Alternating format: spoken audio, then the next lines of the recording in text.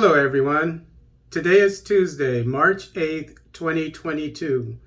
China-Uganda loan deal for Entebbe Airport is binding. This article is taken from the East African. A parliamentary committee that unearthed the bad terms of the Uganda-China's Exim Bank Entebbe Airport loan agreement has ended its probe, noting that the deal is binding.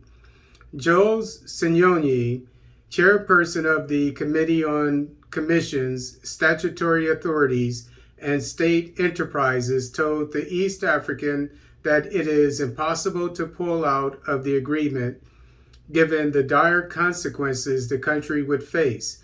But he says Finance Minister Matia Kasaija and his officials should be prosecuted and jailed.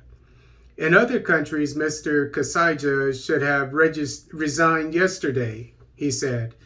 A clause in the agreement seen by the East African says the borrower, Uganda, shall keep the documents, terms, conditions of the agreement strictly confidential and must seek permission for disclosure. But Attorney General Kiwanuka, without giving the consequences, says Uganda could withdraw if it wanted, but there are consequences of doing so. Last Monday, US-based research group Data released a report criticizing China's Exim Bank for imposing stringent and unfair terms on the $200 million loan to expand the Entebbe International Airport. There were over 10 clauses that were deemed unfriendly and as good as mortgaging the airport and eroding the country's sovereignty. The most troubling for aviation bosses was a clause that obliged the government to open an escrow account in Stanbic Bank, where all transactions have to be monitored and approved by Exim Bank.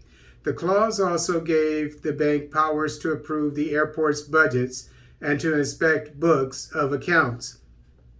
And in case of any dispute, the China International Economic and Trade Arbitration Commission, CIETAC, in Beijing would resolve it under Chinese law. He said there was no worry as the country is meeting its obligations as per the agreement. The agreement also gave the bank powers to approve annual and monthly operating budgets, which it could reject, and the rights to inspect the government.